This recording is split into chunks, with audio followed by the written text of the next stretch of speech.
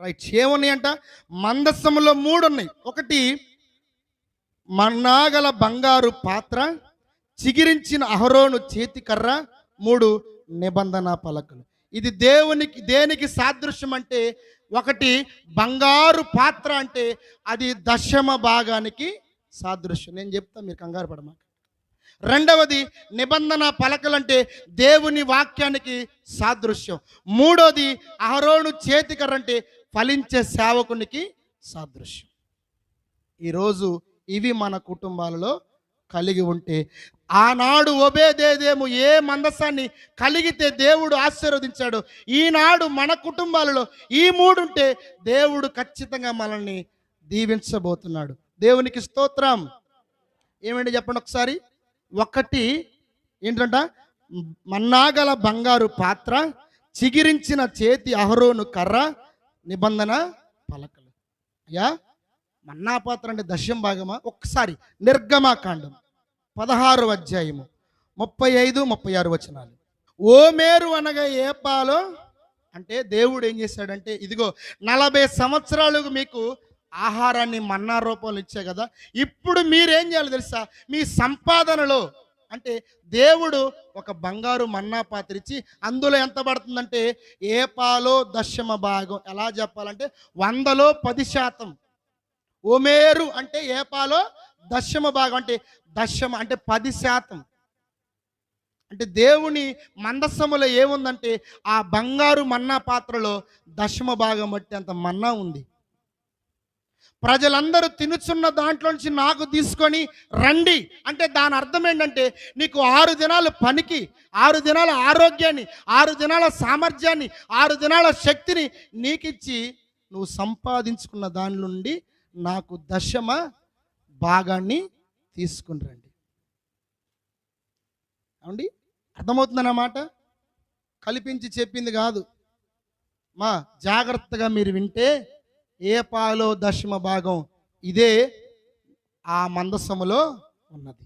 Number 2 ఏంటంటే చేతి కర్ర, చిగిరించిన అహరోను చేతి కర్ర. అహరోను మొట్టమొదటి సేవకుడు, యాజకుడు.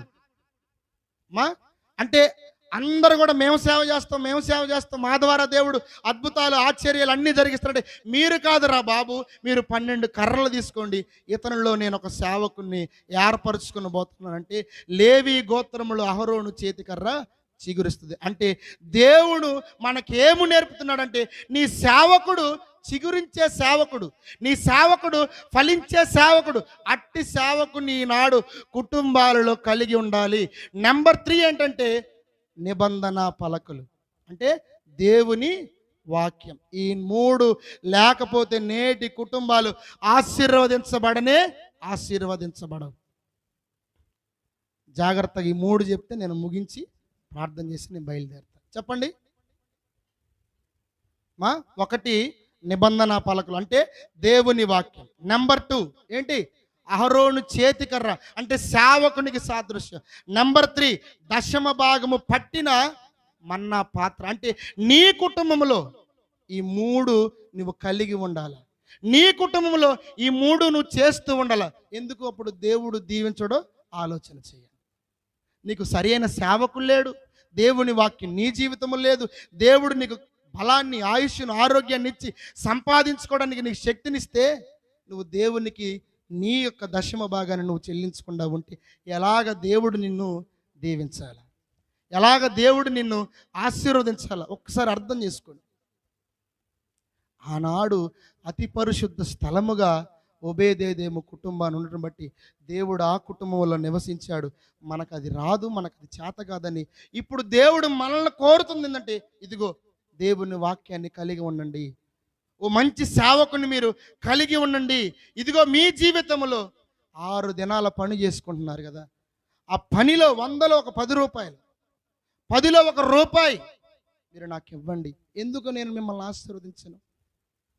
ఆనాడు ఓబేదేదేము కుటుంబంలో ఉన్నది కూడా ఈ నిబంధన మందసమే, ఈ నిబంధన మందసములో ఉన్నది కూడా ఈ 3.